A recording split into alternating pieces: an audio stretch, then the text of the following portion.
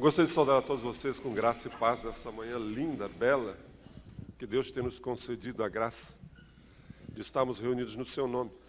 E você que está conosco pela primeira vez ou está nos visitando, sinta-se bem-vindo. O nosso desejo é que Deus abençoe a sua vida de uma maneira tremenda e poderosa, como Ele tem feito nas nossas vidas. Nós iniciamos semana passada a falar a respeito de fazedores de história. E hoje eu quero compartilhar com vocês como Deus testa a nossa fé, como Deus testa a sua fé. Abra a sua Bíblia no livro de Hebreus, capítulo de número 13 a 11, melhor dizendo, desculpe. 11 de Hebreus, que é o capítulo da fé na Bíblia. Você deixa a sua Bíblia aberta aí, em Hebreus 11, e nós vamos estar lendo vários textos de Hebreus. Você já parou para perguntar por que Deus nos deu a Bíblia?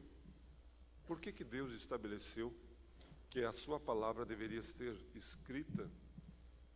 Uma das razões pelas quais Deus nos deu a sua palavra, a Bíblia, é para o nosso encorajamento. Nós somos encorajados através da Bíblia. Romanos capítulo 15, o verso 4 nos diz: pois tudo o que foi escrito no passado foi escrito para nos ensinar, de forma que por meio da perseverança e do bom ânimo procedentes das Escrituras, mantenhamos nossa esperança. Deus então nos deu a sua palavra, Deus enviou os seus profetas, os seus homens e mulheres, para escrever a Bíblia, porque nós precisávamos ter perseverança, bom ânimo, para obtermos esperança. Por que esperança é algo tão fundamental? Por que esperança é algo tão crucial para a gente viver a nossa vida? De onde você tira esperança?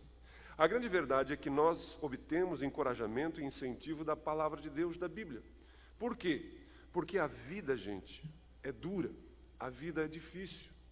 Todos nós, em alguns momentos, vamos precisar de uma dose de encorajamento, uma dose de incentivo, uma dose de esperança. E de que forma isso acontece? Deus começa a trabalhar na minha, na sua, nas nossas vidas através de aquilo que poderíamos chamar de testes. Hoje nós vamos estar falando de como Deus testa a nossa fé. Então nós podemos dizer que a vida se resume simplesmente a uma série de testes. Alguns pequenos, alguns médios, alguns grandes. Uns extremamente duros, fortes, outros mais leves, mas a grande verdade é que a nossa vida toda se resume a testes. Se parássemos agora e analisássemos a vida de cada um de nós aqui, talvez você esteja saindo de um teste agora. Talvez você está saindo, superando uma crise. Você vai dizer, ufa, aleluia. O David acabou de falar aqui da Marcinha e do seu pai. A Márcia talvez esteja aliviada, porque até dias atrás você conversava com a Márcia, você viu os familiares e o diagnóstico era de que o seu pai não sairia mais daquela UTI. Mas agora ela pode dizer, um teste. Talvez você não esteja saindo, talvez você esteja entrando num teste, então te prepara. A grande verdade é que nós ou estamos saindo, ou estamos passando, ou vamos entrar em um teste. A vida é assim mesmo. Por isso que Deus nos dá a sua palavra para nos mostrarmos, para aprendermos. E hoje eu quero desafiar você a nós aprendermos com alguns homens, porque a grande verdade, a boa notícia é que Deus trabalha nos testes da nossa vida. A grande verdade é que Deus não causa os problemas. Tem pessoas que pensam que Deus causa os nossos problemas. Não, pelo contrário. Ele não precisa fazer isso porque você e eu somos muito bons em gerar problemas. Quando a gente não gera os problemas, outras pessoas geram os problemas para nós. Então Deus não precisa criar problema para mim e para você. Nós mesmos criamos os nossos problemas. Mas Deus tem um propósito por trás de cada problema, cada situação adversa, cada angústia que nós vivenciamos. É isso que Tiago diz no capítulo 1, verso 2 ao 4, quando ele diz: meus irmãos, considerem motivo de grande alegria o fato de passarem por diversas provações, pois vocês sabem que a prova da sua fé produz perseverança. E a perseverança deve ter ação completa, a fim de que vocês sejam maduros e íntegros, sem lhes faltar coisa alguma. Deus quer usar os testes pela qual nós passamos, os testes que entram na nossa vida, os problemas que surgem para construir o nosso caráter. E o mais legal é que Deus não quer que a gente rode. Eu me lembro que eu tinha um professor de análise de circuitos, era um gringo, e aquele cara, ele gostava de ralar a gente como aluno. E o que era pior, ele tinha uma técnica que não deixava a gente colar, não tinha como colar na aula do... Eu não me lembro mais agora se era Edmar o nome do cabra. Então, quando o Edmar dizia assim para a turma, vamos ter teste segunda-feira, terça-feira, todo mundo dizia, pá, porque com ele não tinha jeito. E ele fazia um teste para ralar, porque ele queria que nós aprendêssemos análise de circuito. Agora, Deus não faz assim conosco. Tinha uns professores que nos davam teste com consulta. Eram os melhores testes para fazer. Ou então teste tipo do PDVM, que as respostas estão no final do livro, né? Daí a gente não precisa nem nada, né? A gente vai lá no final do livro e dá todas as respostas. São os melhores livros para a gente aprender nada. Porque as respostas estão tudo ali. Gente, Deus prova a nossa fé, mas Ele nos deu as respostas aqui. A história de Noé, de Abraão, de Moisés. Semana passada vimos a respeito de Sansão, Saul, Davi, Josué. São respostas referenciais que Deus nos dá para que eu e você aprendamos a superar os tempos. Então eu quero que você entenda que os testes que você vai enfrentar não são novidades. Quando a gente está passando por um teste, a gente acha que somos os únicos que estamos enfrentando isso. Ninguém passou, ninguém entende o que eu estou passando, conversa. Isso já aconteceu com centenas, milhares de pessoas. A única questão que eu e você precisamos perceber, a única coisa que é surpresa é o tempo.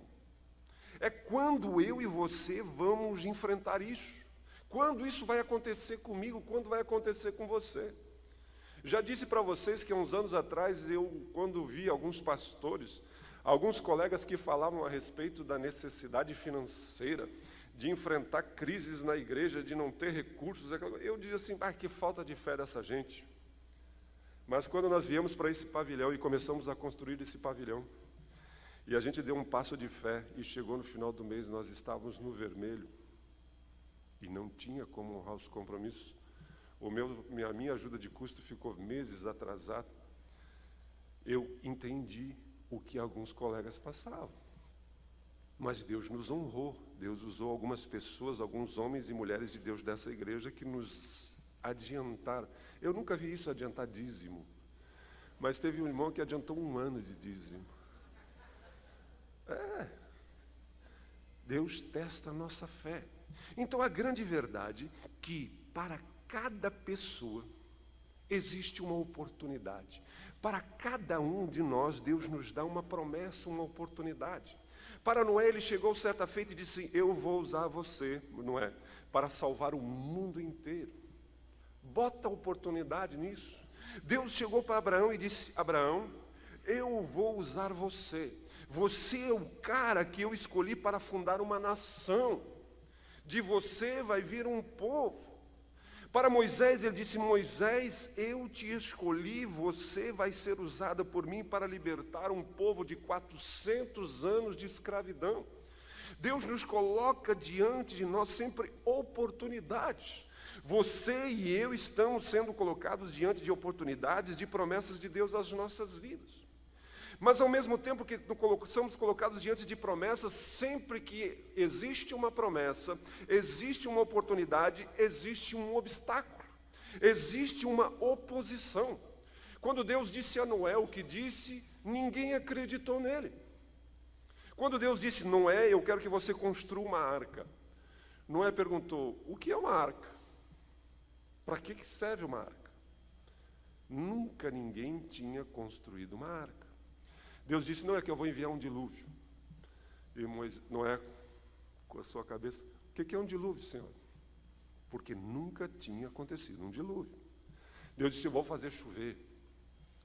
Senhor, o que é chuva? Nunca havia chovido. Quando Deus chega a Abraão e diz, Abraão, você vai ser pai de uma grande nação. A grande verdade é que ele estava com 99 anos. E a sua esposa tinha 90 anos e era estéril. Isso parece piada. Quando Deus chega a Moisés e diz: Moisés, eu quero que você liberte, e você vai lutar contra Barack Obama, o homem mais poderoso do mundo, Faraó. Gente, Deus dá uma promessa, Deus nos dá uma oportunidade, Deus coloca-nos diante de uma realidade, mas existe oposição. Existem obstáculos a serem superados. E sempre vão existir um período.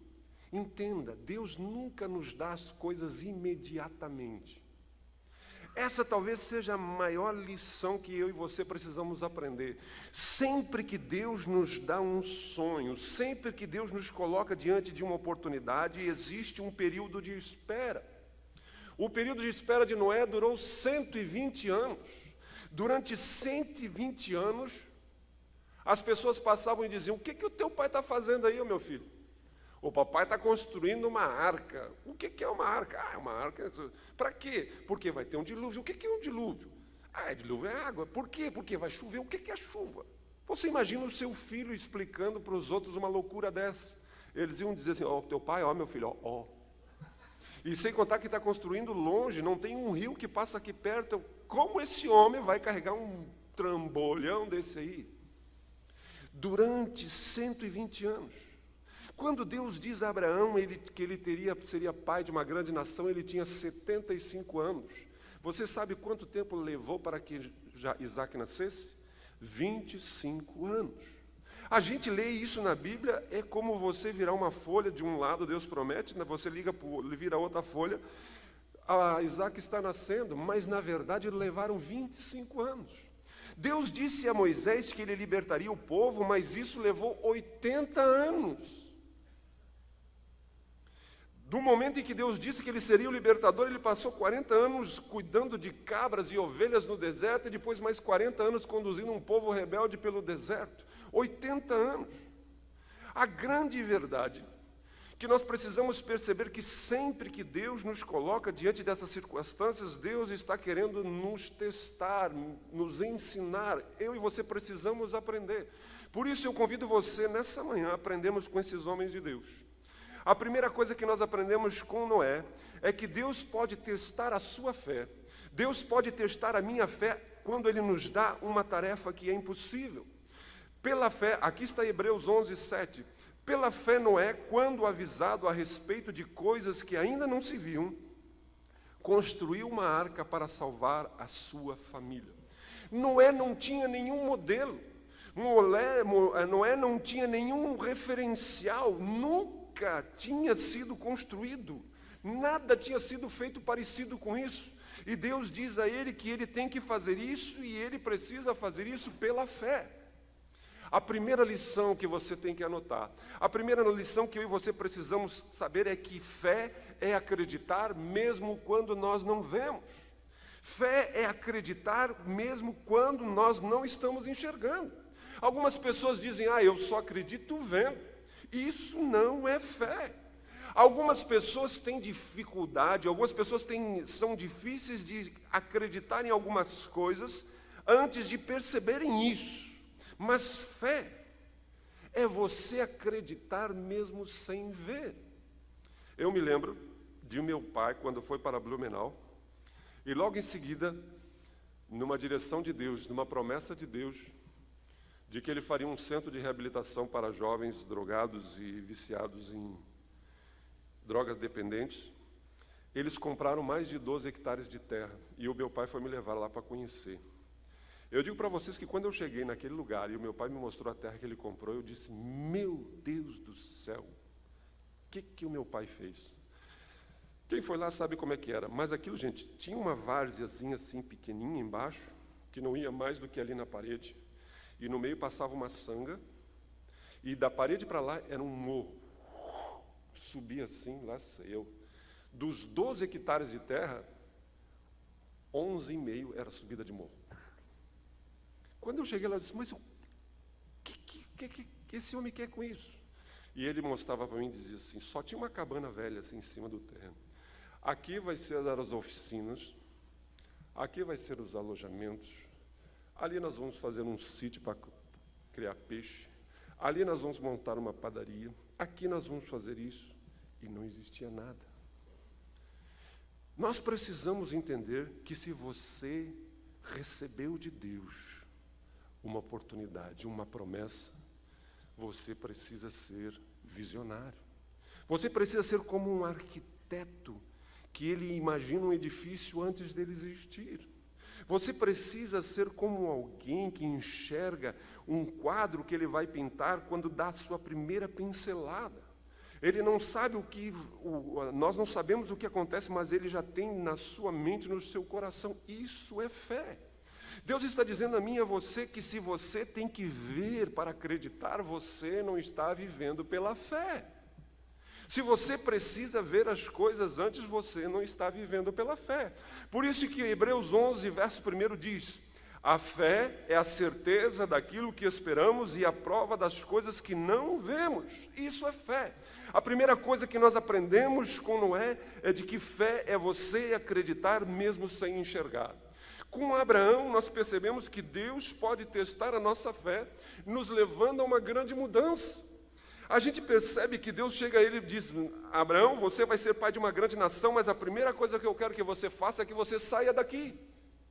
Gente, isso é muito fácil de dizer para um jovem, mas ele tinha 75 anos de idade, ele não ia se mexer sozinho, ele já era um líder de um clã, existiam muitas coisas envolvidas, muitas pessoas. E ele teria que se mover, sair dali, e o mais interessante é que Deus não disse para onde. Quando as minhas crianças eram pequenas e nós íamos a Blumenau visitar o meu pai, nós entrávamos na freeway,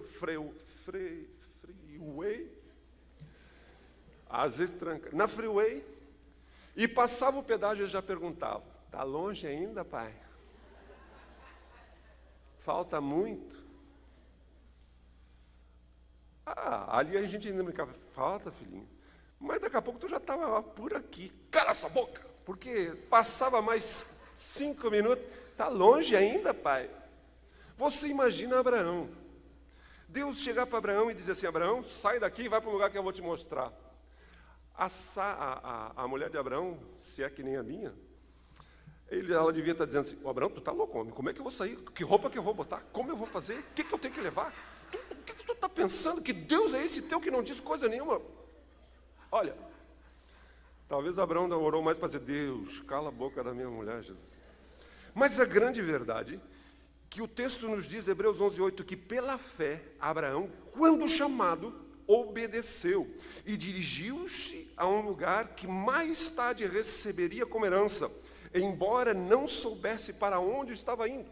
Você faria uma coisa dessa?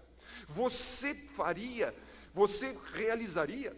E eu quero dizer para você que vão existir testes na sua vida que você vai ter que fazer.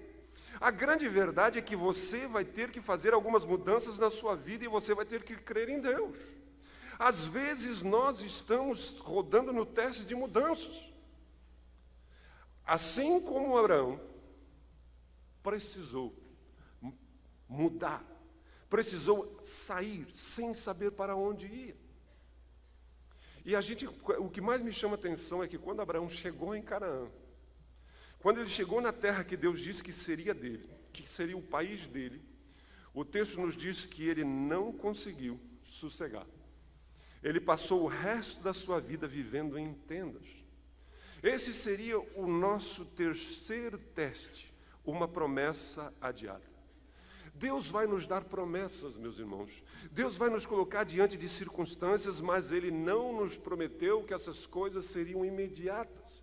Ele não prometeu que essas coisas viriam no nosso tempo, mas no tempo de Deus. Deus nunca tarda, isso é muito bonito de falar. Deus nunca tarda, Deus nunca chega adiantado, Deus sempre tem o seu tempo.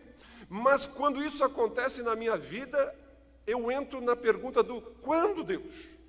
O teste do quando na minha vida. Quando, Senhor? Quando vai acontecer isso? Eu e você somos levados muitas vezes a questionar: Deus, quando é que tu vai responder a minha oração? Deus, quando é que eu vou casar? Deus, quando é que nós vamos ter uma criança, um bebê, um nenê? Deus, quando é que eu vou conseguir um emprego?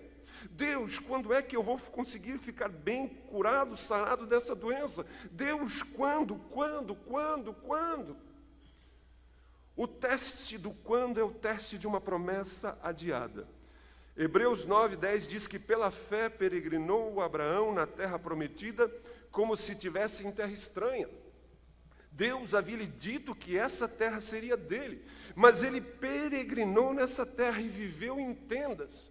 E o mais interessante é que Hebreus 9:10 diz que até o seu filho Isaque e o seu filho Jacó viveram em tendas. Gente, 3 gerações não possuíram a terra que era deles. E o texto nos diz, mas ele esperava a cidade que tem alicerces, cujo arquiteto e edificador é Deus.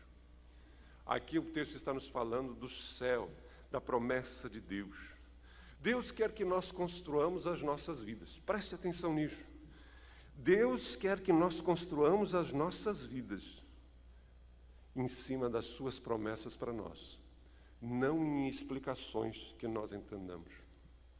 Deus quer que você construa a sua vida sob promessas, não em explicações mesquinhas, onde Deus tem que dizer tudo, explicar tudo, porque senão você não vai. Abraão viveu em tendas, juntamente com seus filhos, por 3 gerações. Talvez alguns de vocês estão passando agora pelo teste do quando.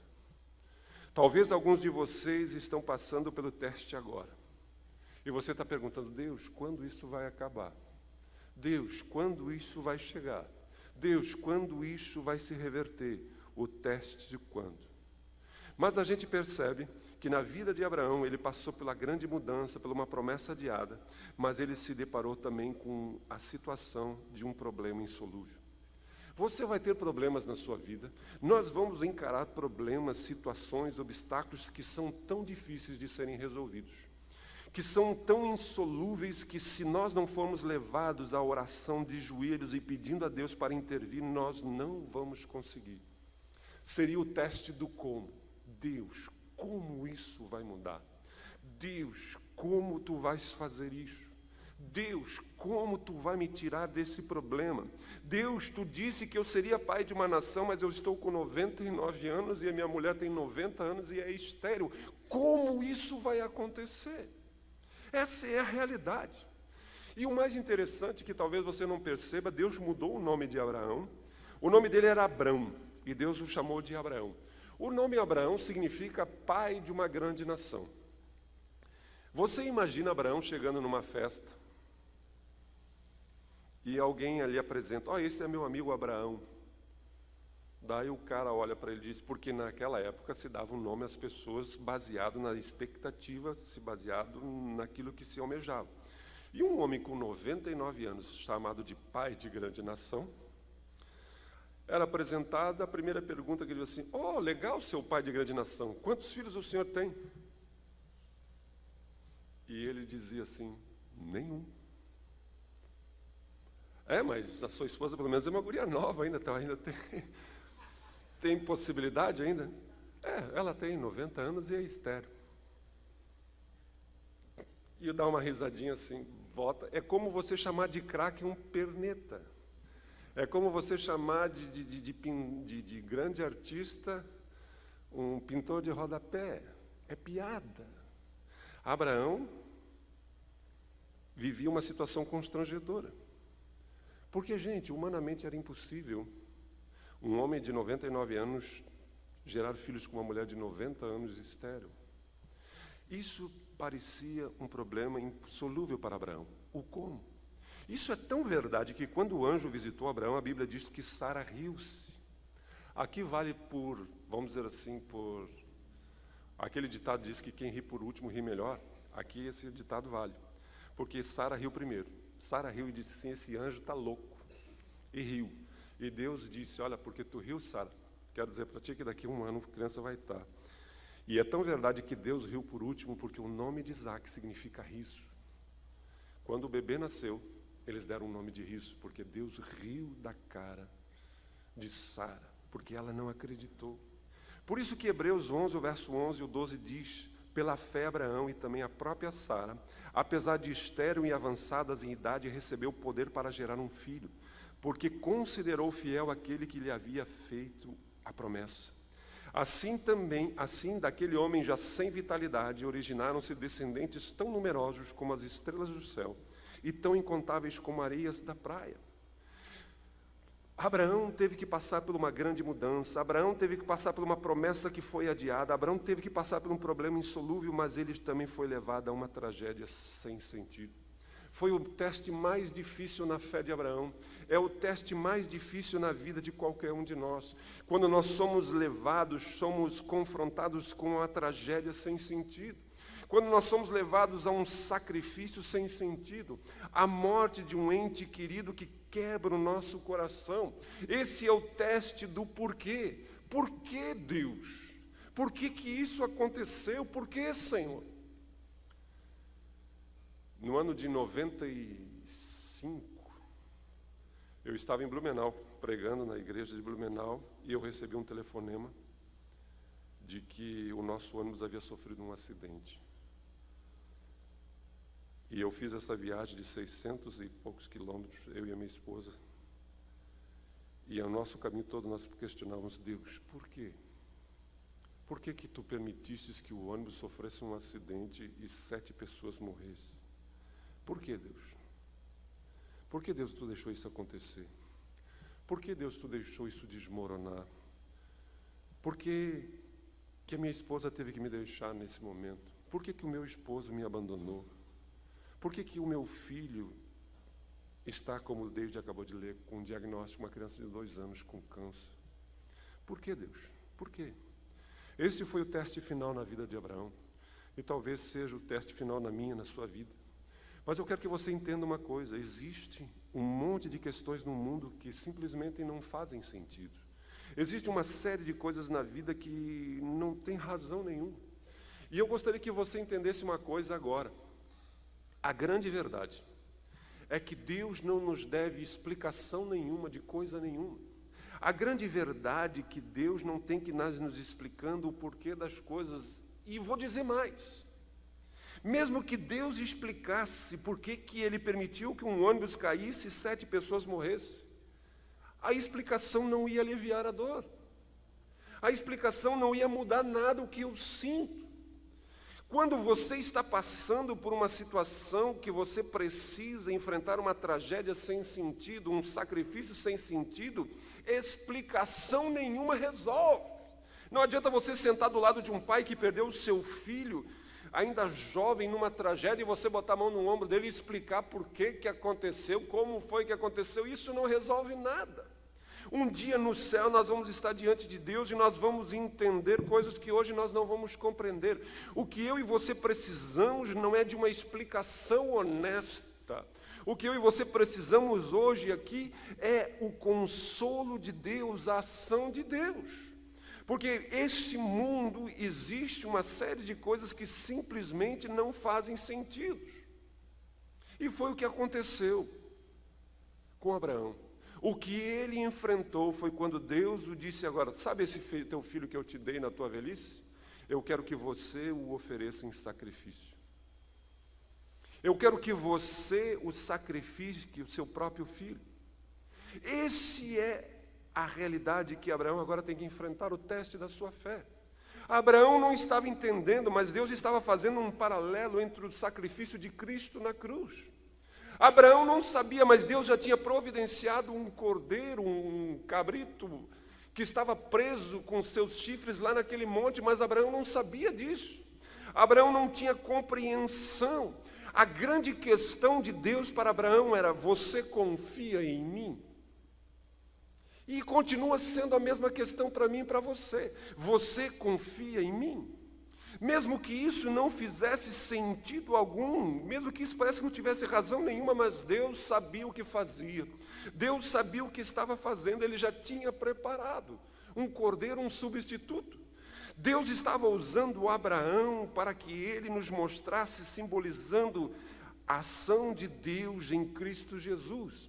Deus está testando a fé de Abraão. A questão agora é: você vai confiar em Deus em relação ao seu futuro, como Abraão confiou? É óbvio, gente, que nem eu nem você vamos ser convidados a sacrificar o nosso filho. Pelo amor de Deus, Deus nunca vai pedir isso a você nem a mim. Aqui Deus estava tratando com Abraão, é um caso único, sui generis. Deus estava estabelecendo uma nação. Por isso que Hebreus, o verso 17 e verso 18, nos diz uma coisa interessante. Pela fé, Abraão, quando Deus o pôs à prova, ofereceu Isaque como sacrifício. Aquele que havia recebido as promessas estava a ponto de sacrificar o seu único filho, embora Deus lhe tivesse dito, por meio de Isaque, a sua descendência será considerada. Deus estava testando Abraão para que se Abraão confiava em Deus. Gente, você, eu, nós vamos ser testados em algumas situações. Em algumas situações, eu e você vamos ser testados para ver se nós estamos dispostos a fazer alguns sacrifícios que algumas pessoas não vão compreender. Algumas pessoas não vão entender o que a gente está fazendo. Algumas pessoas vão dizer assim, o que esse louco está fazendo? Mas Deus está nos colocando em algumas situações que para mim e para você vamos ter que fazer sacrifício, abrir mão de algumas coisas. Essa é a verdade. Mas de onde que Abraão tirou fé para poder oferecer o seu filho em sacrifício? De onde Abraão tirou forças para enfrentar essa situação? O texto nos diz que Abraão, antes mesmo de oferecer o seu filho, ele já pensava, ele já cria, ele já confiava que Deus era bom. E por Deus ser bom, ele sabia que Deus o amava, e não importa o que aconteça, Abraão pensava, Deus pode ressuscitar o meu filho até mesmo das cinzas, se for preciso. É o que o texto de 11:19 diz. Abraão levou em conta que Deus pode ressuscitar os mortos e, figuradamente, recebeu Isaque de volta de entre os mortos. Por isso eu digo a você, que fé. Nós aprendemos que a fé com Noé é acreditar quando você não vê. Quando eu não enxergo, e mesmo assim eu continuo acreditando, é fé. E com Abraão nós aprendemos que fé é obedecer mesmo quando eu não entendo. Mesmo quando eu não entendo, mesmo quando nada faz sentido, mesmo quando eu não compreendo, mas eu decido confiar em Deus neste momento. É isso que a gente aprende com Abraão. Mas a gente, olhando para a vida de Moisés, nós percebemos que Deus pode testar a minha fé, a sua fé, com aquilo que nós poderíamos chamar de uma dor prolongada. Dor prolongada não é nada mais, nada menos que um sofrimento que parece que não vai ir embora da nossa vida. Talvez você tenha que viver com uma dor que os médicos, a medicina chama de dor crônica. É aquela dor que você vai ter a vida toda, para o resto da sua vida. Talvez existam na sua vida circunstâncias que você vai ter que lidar com uma dor prolongada. Talvez seja uma dor física. Cada vez que eu paro e converso com a minha mãe está com 76 anos, vai fazer 77 agora esse mês. E a gente entra e conversa com a minha mãe lida com dor diariamente.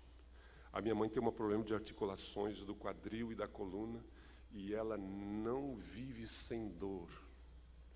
E às vezes ela diz, ora por mim, meu filho.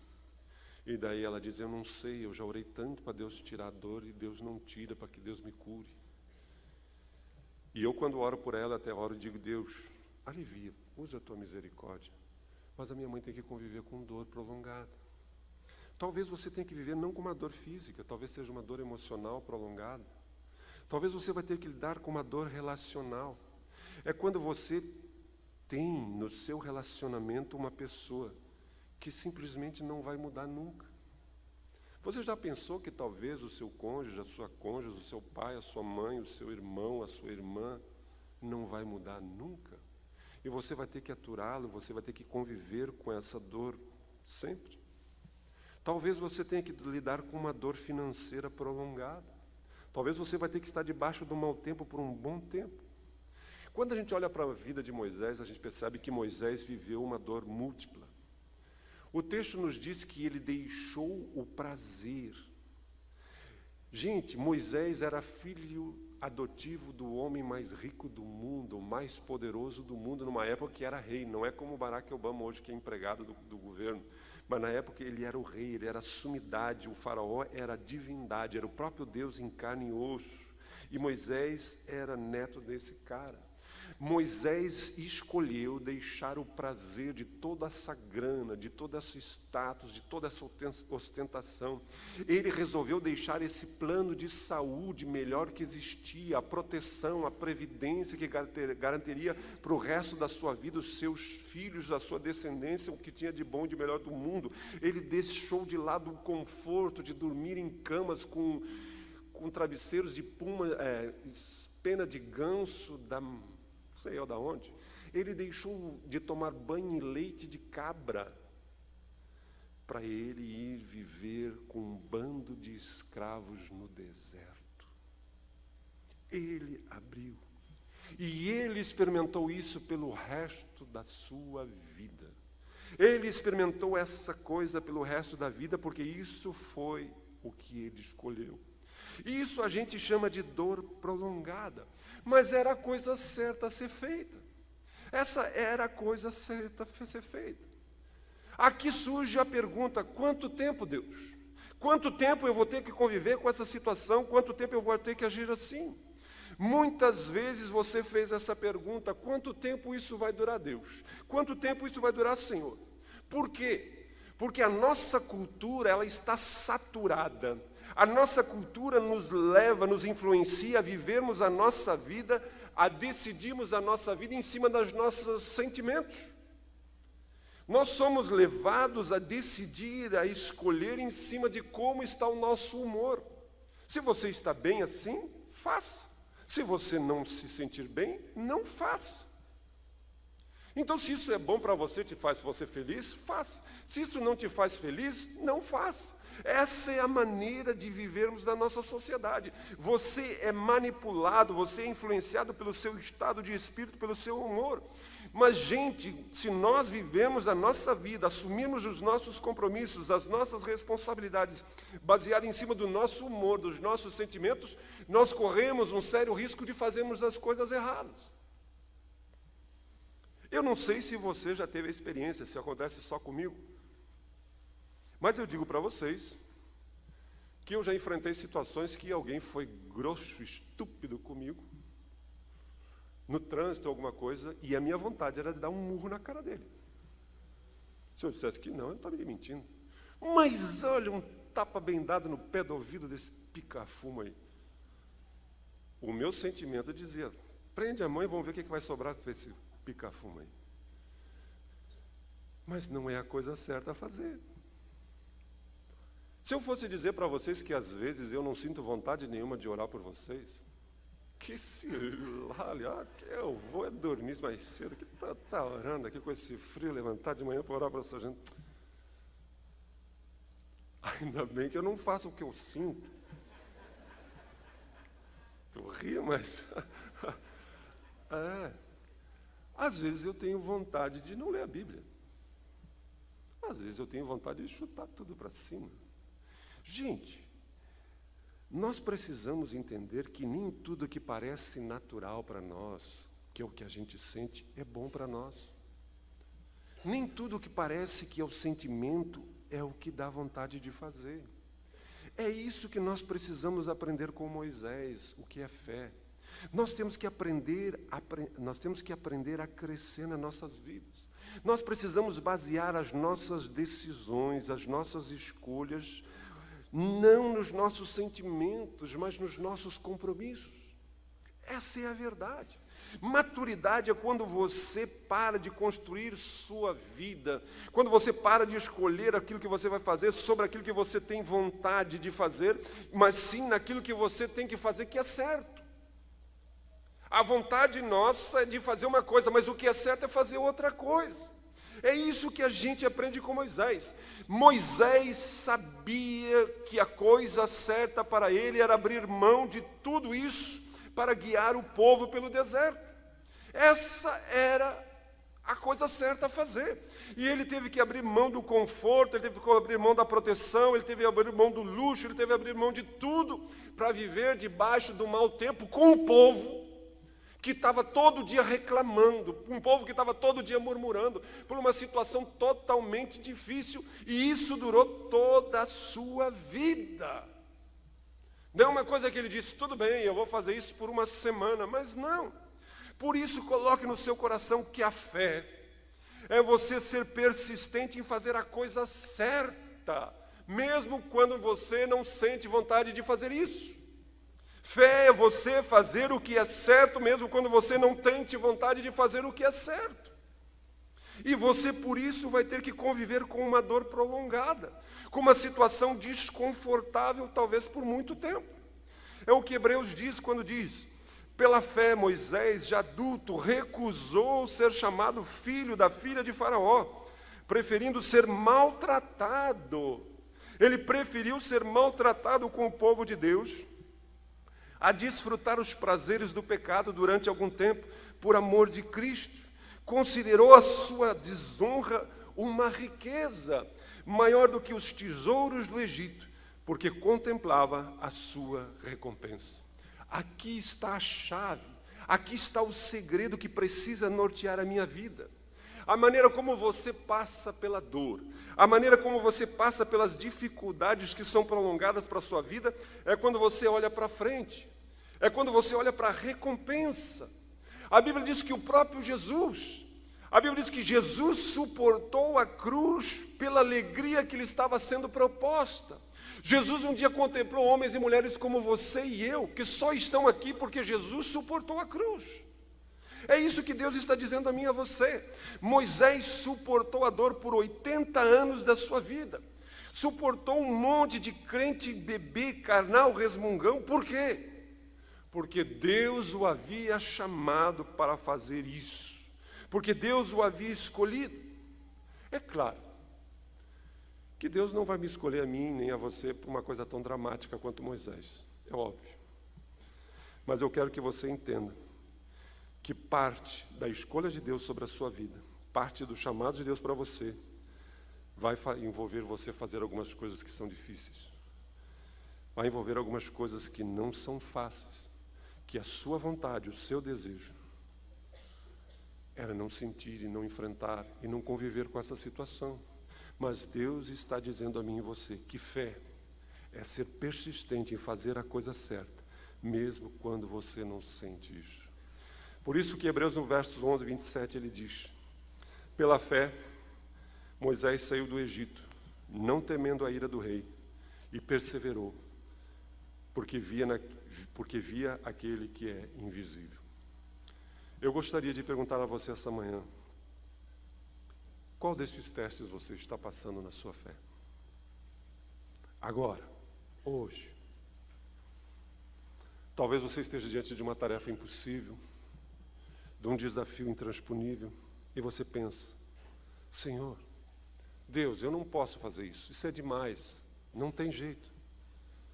Talvez você esteja diante de um teste que exige de você uma grande mudança, um grande desafio. Você vai ter que mudar a sua maneira de pensar, de ser. Talvez você vai ter que mudar até mesmo do seu emprego, do seu negócio, a sua maneira de ver as coisas. Talvez você esteja diante de uma promessa adiada, algo que não acontece. E você está perguntando: quando, Senhor? Quando é que isso vai acontecer?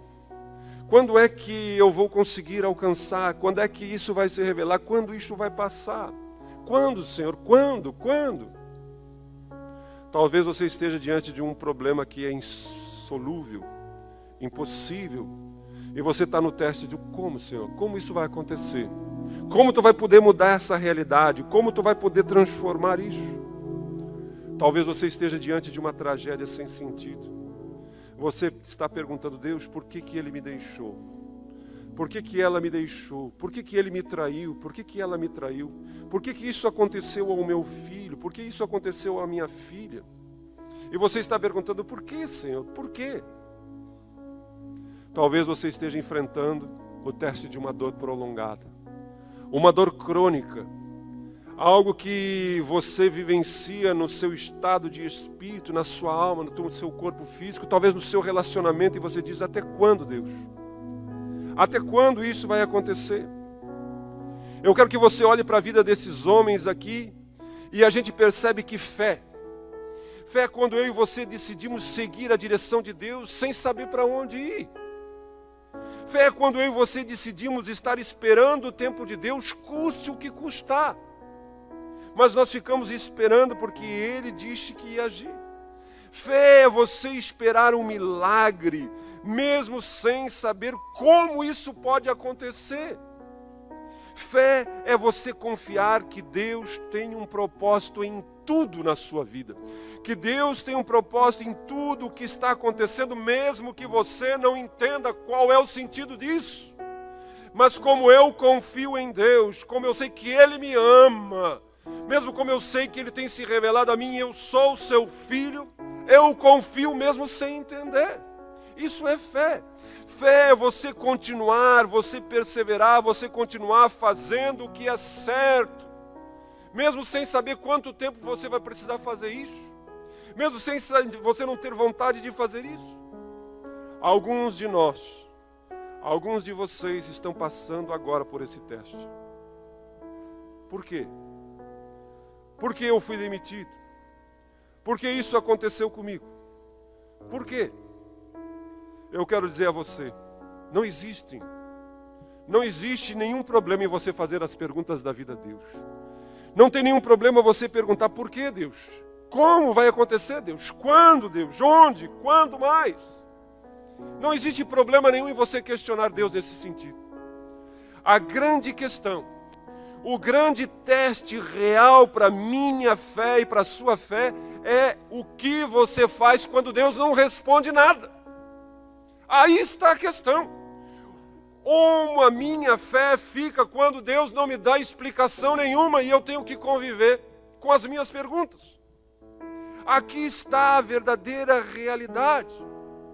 Se eu preciso de uma explicação de Deus para viver a minha vida de fé, eu não estou vivendo em fé. Porque fé é viver sem exigir explicação. Fé é você confiar em Deus e andar na presença de Deus com os porquês, os comos, os quandos, os porquês. Mas confiar como esses homens confiaram. Esses são os testes para a nossa vida. E hoje, quando eu e você lemos as histórias deles, eles estão na galeria dos heróis da fé porque venceram. E eu quero que um dia o meu nome, que o seu nome, que os nossos nomes estejam na alegria, na galeria da fé daqueles que confiaram no Senhor.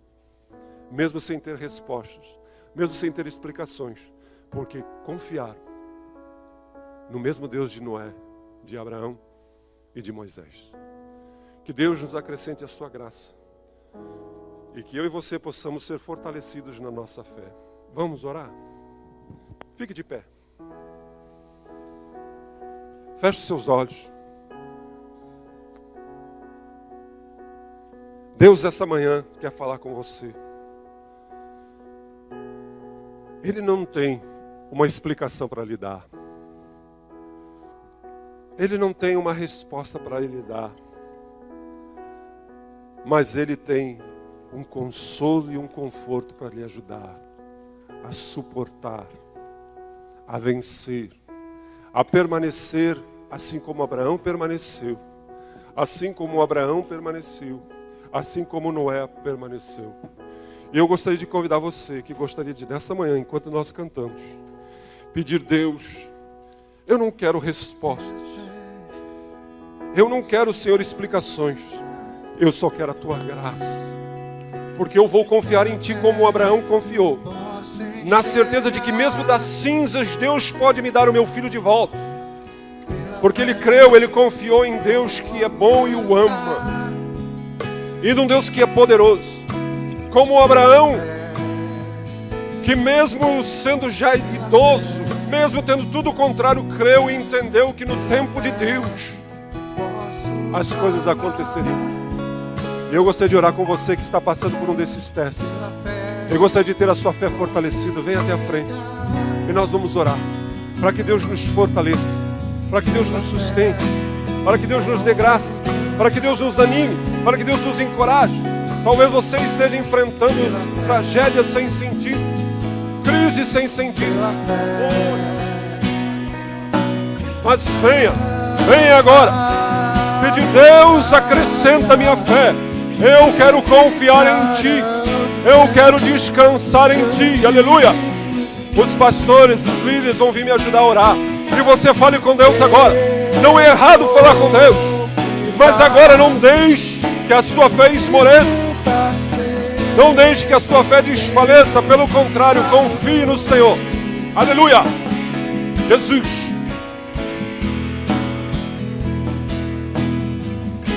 Pai, eis aí a vida dos teus filhos e das tuas filhas. Nós reconhecemos que precisamos do Senhor. Tu conheces a realidade de cada coração. Tu sabes quais são as inquietações agora, quais são as perguntas. Tu sabes quais são os testes que eles estão enfrentando. Tu sabes quais são as circunstâncias, Pai. Mas Tu quer que eles passem. Tu quer que sejamos aprovados. Por isso Tu nos deixou a Tua palavra. Por isso Tu nos deixou o exemplo de Noé, o exemplo de Abraão, o exemplo de Moisés. E agora, assim como Tu fortalecesses a fé desses homens, assim como Tu sustentaste esses homens, sustenta agora, fortalece, rompe toda inquietação, rompe todo temor, rompe toda angústia, envolve os Teus filhos com o Teu amor.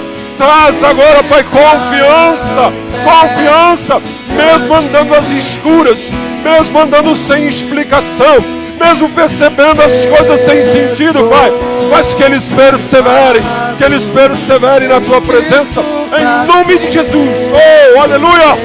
Nós glorificamos ao Teu nome, porque Tu não estás indiferente, Tu não estás alienado, Tu não estás distante do Teu povo, dos Teus filhos. Em Ti nós confiamos, em Ti nós descansamos. Aleluia! Não existe nada que permanece a não ser aqueles que confiam no Senhor. E nós decidimos, nós nos comprometemos a confiar em Ti agora. Então, em nome de Jesus, aleluia! Louvado, bendito, engrandecido seja o nome do nosso Deus. Aleluia! Aleluia! Sim, Jesus!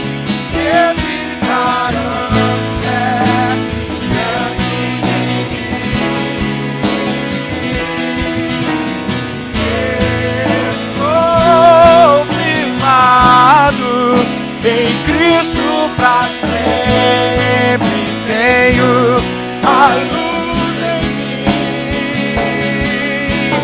Não há muralhas que ficarão diante de mim. Estou firmado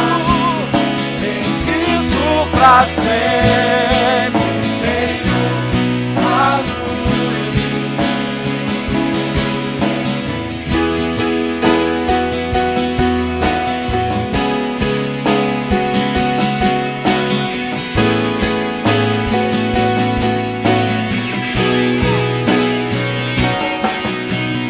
Não há muralhas que ficarão diante de mim.